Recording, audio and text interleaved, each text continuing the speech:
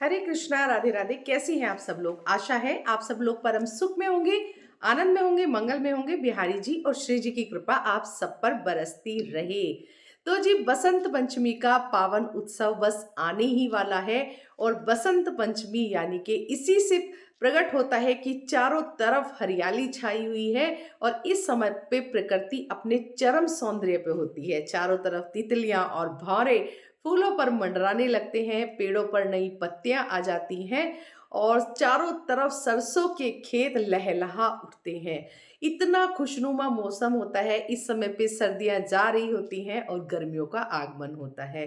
तो सभी को ये महीना बहुत ही पसंद होता है और इस महीने को माघ मास के साथ साथ माधव मास भी कहा जाता है। भगवान श्री कृष्ण का अत्यंत प्रिय महीना। उन्होंने स्वयं ही कहा है कि महीनों में बसंत का महीना यानी कि माघ मास में जो बसंत पंचमी आती है वो मैं ही हूँ। तो भगवान श्री कृष्ण की आराधना का, साधना का विशेष ये मौका होता है, विशेष ये पर्व होता है। तो माघ मास की पंचमी तिथि को हम बसंत पंचमी के रूप में मनाते हैं। देखिए, बसंत पंचमी कब मनानी है? 2025 में बसंत पंचमी का त्योहार किस दिन मनाया जा रहा है? इस त्योहार का क्या महत्व है? इस त्योहार की क्या कथा है और किस तरह से हमें अपने घर में ये त्योहार मनाना चाहिए? बाल गोपाल के साथ में हमें ये त्योहार क्या कैसे मनाना चाहिए? माँ सरस्वती को किन किन चीज़ों को समर्पित करके उनको हम प्रसन्न कर सकते हैं? और बिहारी जी के लिए, श्रीमती राधा रानी के लिए क्यों है ये उत्सव इतना खास? तो सभी जानकारी इस वीडियो के माध्यम से आपको देने का प्रयास करूंगी। वीडियो में अंत तक बने रहिएगा। वीडियो अगर आपको ज़रा सा भी हेल्पफुल लगेगा तो वीडियो को लाइक ज़रूर कीजिएगा। चैनल में नए हैं तो चैनल को सब्सक्राइब ज़रूर कर लीजिएगा। बेल आइकन को प्रेस करना मत भूलिएगा ताकि आने वाली मेरी सभी वीडियो का नोटिफिकेशन आपको मिलता रहे। और तीज त्योहार से जुड़ी सभी जानकारियों के लिए मेरे चैनल से जुड़े रहिएगा। तो चलिए जी, सबसे पहले बात कर लेते हैं कि 2025 में बसंत पंचमी हम कब मना रहे हैं।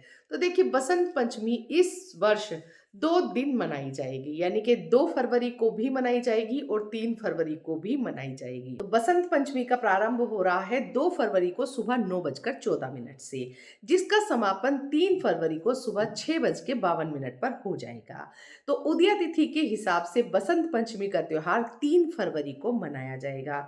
लेकिन बहुत सारी जगह पर यह त्योहार 2 फरवरी को भी मनाया जाएगा। तो आप देख लीजिएगा आपके आसपास किस दिन ये त्योहार मनाया जा रहा है, आपके आसपास के मंदिरों में किस दिन मनाया जा रहा है। क्योंकि देखिए, हम समाज में रहते हैं तो उनके साथ साथ ही हमें ये त्योहार मनाना होता है। अगर मैं आपको बात करूं, बांके बिहारी मंदिर में ये त्योहार 3 फरवरी को उदया तिथि के हिसाब से मनाया जा रहा है। तो देखिए, जैसे कि हर बार ही बहुत सारे त्योहारों में ऐसा हो जाता है कि उसमें 2 तिथियों में त्योहार मनाया जाता है। तो इस वर्ष भी 2 फरवरी और 3 फरवरी को ये त्योहार मनाया जाएगा। तो बसंत पंचमी पर ज्ञान बुद्धि प्रदायिनी माँ सरस्वती का प्राकट्य हुआ था। उनके प्राकट्य दिवस के रूप में हम इस त्योहार को मनाते हैं। माँ सरस्वती ज्ञान, विज्ञान, कला, शिल्प और संगीत की देवी है। तो माँ सरस्वती के प्राकट्य से पूरी प्रकृति खुशनुमा हो गई।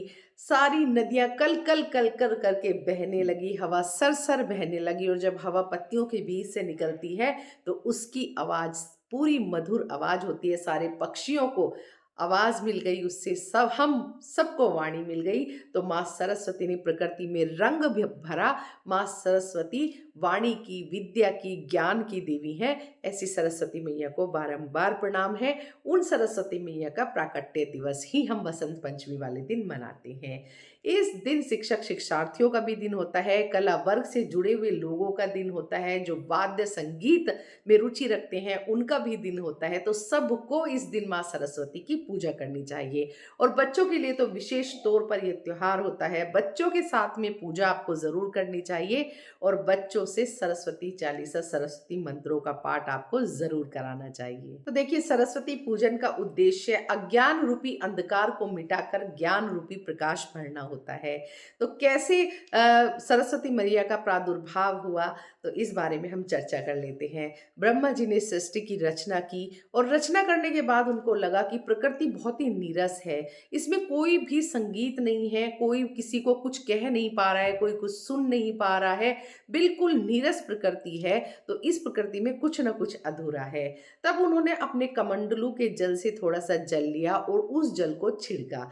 उस जल से बहुत ही सुंदर श्वेत वस्त्र धारिणी हंस के वाहन पर सवार एक सुंदर युवती प्रकट हुई, जो माँ सरस्वती के रूप में प्रकट हुई। जैसे ही माँ सरस्वती प्रकट हुई, चारों तरफ वातावरण गूंज उठा, पूरे वातावरण में संगीत गूंजने लगा और सबको वाणी मिल गई और सभी नदियों में, सभी पशु पक्षियों में कोयल कूकने लगी, तितली भौरे मंडराने लगे और माँ सरस्वती ज्ञान विज्ञान प्रदायिनी, संगीत प्रदायिनी, वाणी प्रदायिनी माता है। तो माँ सरस्वती के प्रादुर्भाव की सभी को हार्दिक शुभकामनाएं।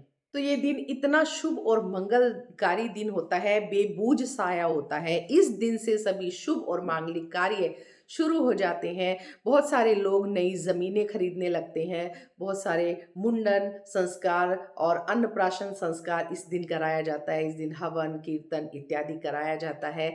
इस दिन से इस दिन से शादियाँ भी शुरू हो जाती हैं। तो ये बेबूझ साया होता है। जितने भी 16 संस्कार हैं, सारे 16 संस्कार हम इस दिन से शुरू कर सकते हैं। तो इतना बड़ा त्योहार है और महाकुंभ चल रहा है, पूर्ण महाकुंभ चल रहा है। तो बसंत पंचमी का तीसरा या मैं कहूँ तो चौथा शाही स्नान है। एक हमने 13 जनवरी को किया, एक 14 जनवरी को किया है, उसके बाद 29 तारीख को मौनी अमावस्या पे किया है।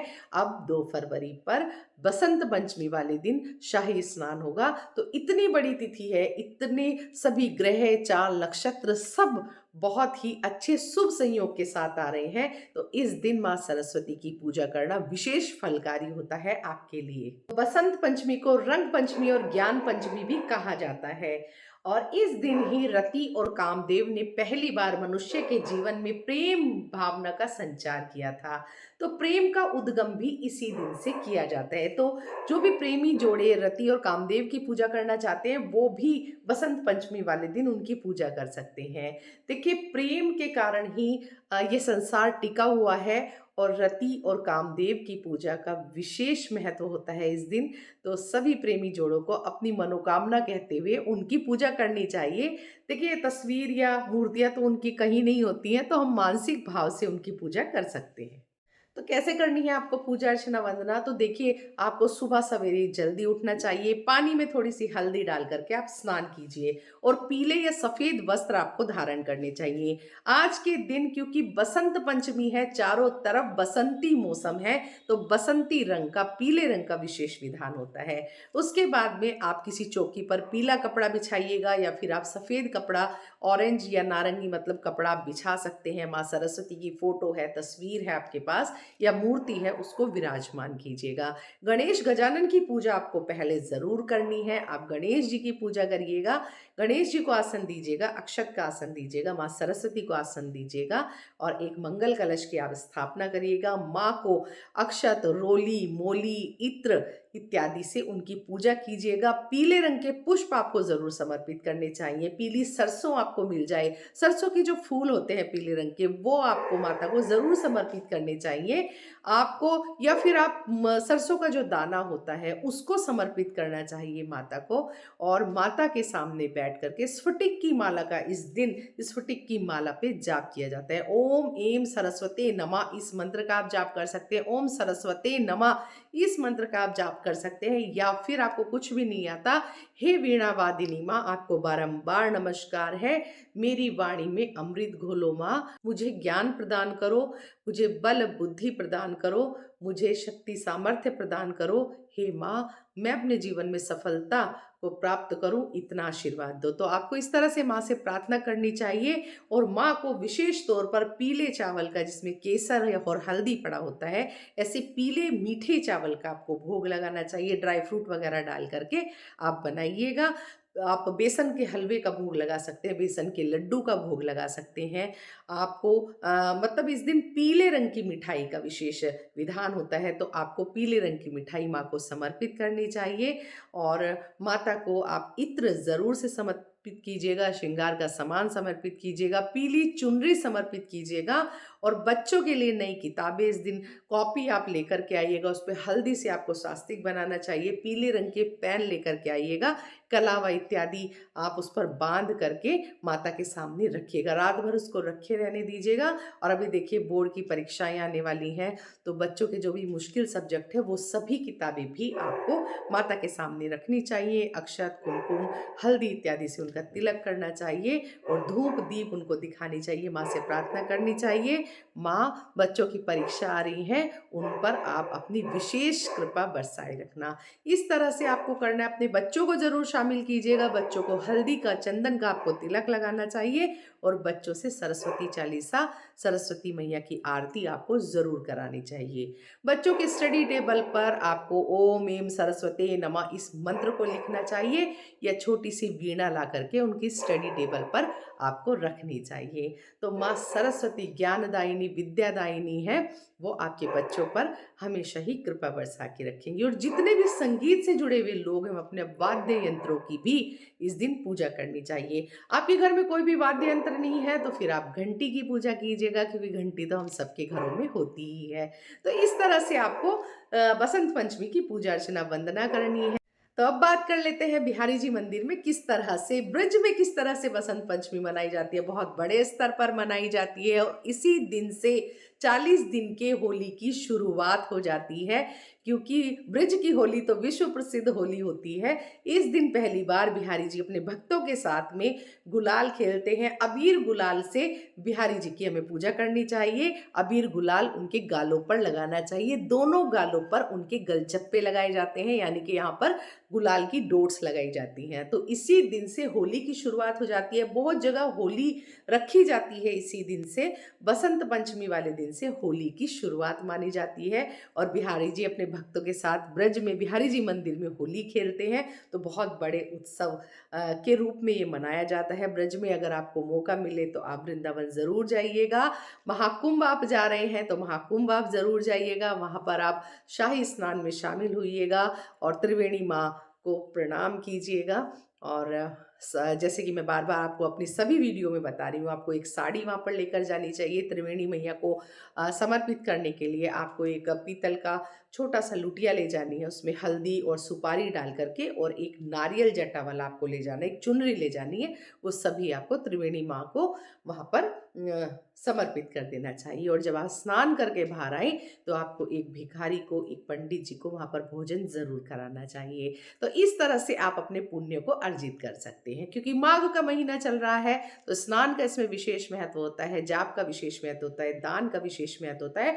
और इसमें देखो हमने कितने त्योहार मनाए हैं। मकर संक्रांति हमने मनाया, संकटा चतुर्थी मनाया है, मौनी अमावस्या हम मना रहे हैं, माघी पूर्णिमा हम मनाएंगे, और इसी बीच में बसंत पंचमी भी हम मना रहे हैं।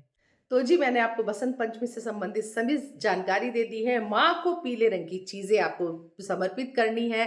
पीली चुनरी समर्पित कीजिएगा, पीले उनको चावल, मीठे चावल पीले आप उनको समर्पित कीजिएगा, पीले लड्डू समर्पित कीजिएगा, पीले रंग का गुलाल उनको लगाइएगा, पीला चंदन उनको लगाइएगा, उनको इत्र लगाइएगा, पीली चुनरी पहनाइएगा। और माँ के समक्ष आपको पीले रंग के सरसों रखनी है या सरसों के फूल रखने हैं। बेर का इस दिन विशेष महत्व होता है, तो जब आप फलों का भोग लगाएं तो खास तौर से आप ढूंढ कर लाइएगा, बेर का भोग आपको ज़रूर लगाना है। बेर से माँ बहुत ही ज़्यादा प्रसन्न होती है। और नहीं मिले तो भाई मौसमी फलों का भोग लगाइएगा, लेकिन बेर का इस दिन विशेष महत्व होता है। तो बसंत पंचमी से संबंधित समस्त जानकारी मैंने इस वीडियो के माध्यम से आपको देने का प्रयास किया है। वीडियो ज़रा सा भी हेल्पफुल हुआ है तो प्लीज़ वीडियो को लाइक कीजिएगा, चैनल में नए हैं तो चैनल को सब्सक्राइब कीजिएगा, बेल आइकन को प्रेस कीजिएगा, और मेरी वीडियो सभी सनातनियों तक, सभी कृष्ण प्रेमियों, राधा प्रेमियों तक ज़रूर पहुँचाइएगा। मिलते हैं फिर नई वीडियो के साथ, तब तक के लिए जय श्री राधे।